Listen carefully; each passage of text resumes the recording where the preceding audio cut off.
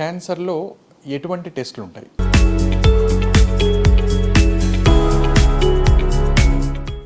క్యాన్సర్లో జబ్బు నిర్ధారణ కోసం కొన్ని టెస్టులు ఉంటాయి, స్టేజింగ్ కోసం కొన్ని టెస్టులు ఉంటాయి.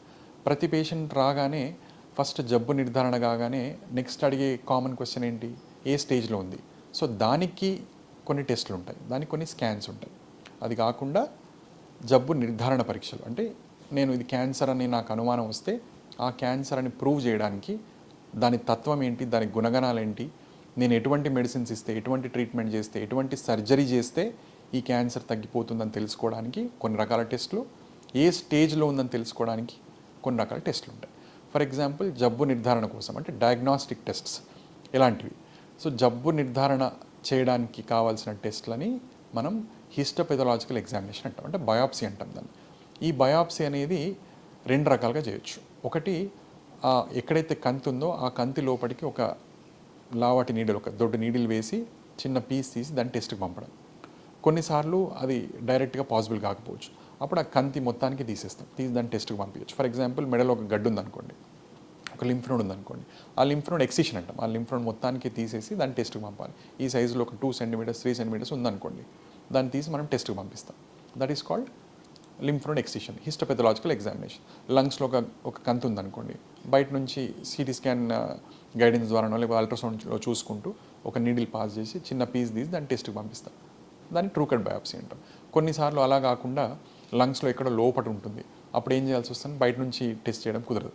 అప్పుడు బ్రాంకోస్కోపీ అని ఒక టెస్ట్ ఉంటుంది, ఆ బ్రాంకోస్కోపీ టెస్ట్ ద్వారా లోపలికి ఎంటర్ అయిపోయి చిన్న పీస్ తీసి బయటకు వచ్చి టెస్ట్ చేస్తాం.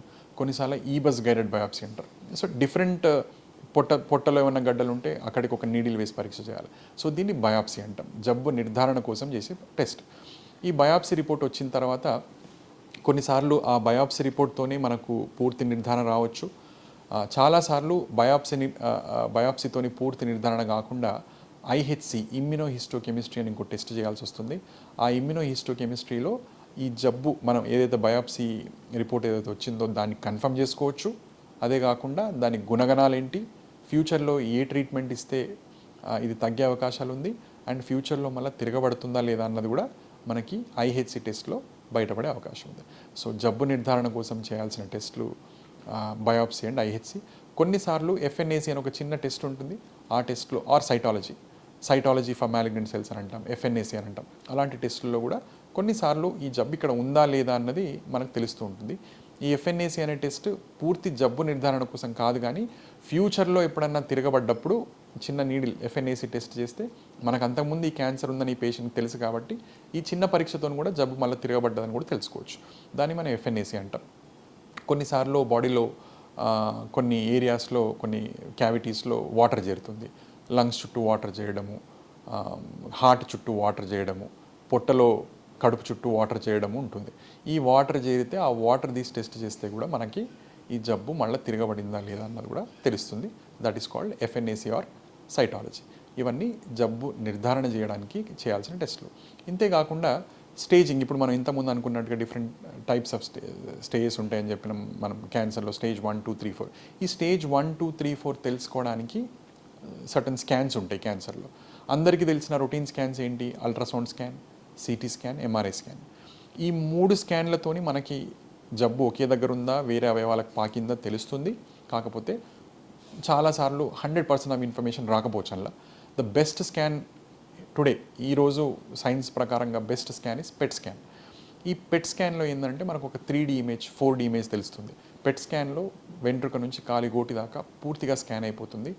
ఈ క్యాన్సర్ ఒకే చోట ఉందా, ఇంకెక్కడికన్నా బాడీలో స్ప్రెడ్ అయిపోయిందా. ఫర్ ఎగ్జాంపుల్ గర్భసంచిలో ఒక క్యాన్సర్ ఉందనుకుందాం, ఈ గర్భసంచి క్యాన్సర్ ఉన్న దగ్గరనే ఉందా, చుట్టూ ఏమన్నా స్ప్రెడ్ అయిందా, చుట్టూ ఏమన్నా చిన్న చిన్న పిల్లగడ్డలు వచ్చాయా, లేకపోతే వేరే అవయవాలకు కూడా స్ప్రెడ్ అయిపోయిందా, లంగ్స్కి స్ప్రెడ్ అయిపోయిందా, బ్రెయిన్కి స్ప్రెడ్ అయిందా, కడుపులో వాటర్ వచ్చిందా, ఇంకే బోన్స్కి స్ప్రెడ్ అయిందా. ఈ పాయింట్స్ అని తెలుసుకోవడానికి మనం చేయాల్సిన స్కాన్ పెట్ స్కాన్. సో ఈ పెట్ స్కాన్ అనేది చాలా చాలా ఇంపార్టెంట్ స్కాన్. 190 క్యాన్సర్లో ఈ పెట్ స్కాన్ అవసరం మనకు పడుతుంది. కొన్నిసార్లు డైరెక్ట్ మనం చేసిన చిన్న సిటీ స్కాన్లోనే స్ప్రెడ్ అయిపోయింది తెలియచ్చు. ఆ స్ప్రెడ్ అయిపోయిందని తెలిస్తే మనం పెట్ స్కాన్ లేకుండా మనం ముందుకు పోవచ్చు. కానీ చాలా కేసెస్లో పెట్ స్కాన్ చేసే అవసరం పడుతుంది. సో పెట్ స్కాన్ అనేది ఒక ఇంపార్టెంట్ టెస్ట్ స్టేజ్ కోసం. ఈ పెట్ స్కానే కాకుండా ఇంకా కొన్ని టెస్టులు ఉంటాయి, కొంతమందికి చాలామందికి తెలియదు. రఫ్గా దాని పేరు చెప్పడానికి ఏంటంటే రేడియో యాక్టివ్ ఐడిన్ స్కాన్స్ అంటారు, న్యూక్లియర్ టెస్ట్లు అంటారు వాటిని. So radioactive iodine scans అంటే యూజువల్గా థైరాయిడ్లో చేస్తూ ఉంటారు ఈ స్కాన్స్. సో థైరాయిడ్ క్యాన్సర్లో ఈ స్కాన్స్ చేస్తూ ఉంటాం. వాటిని రేడియో ఐడిన్ స్కాన్స్ అంటూ ఉంటాం. కొన్ని బోన్స్ క్యాన్సర్ ఉంటాయి. ఈ బోన్స్ స్కాన్స్లో కూడా మనకు బోన్స్కి ఏమైనా స్ప్రెడ్ అయిపోయిందని తెలుస్తుంది.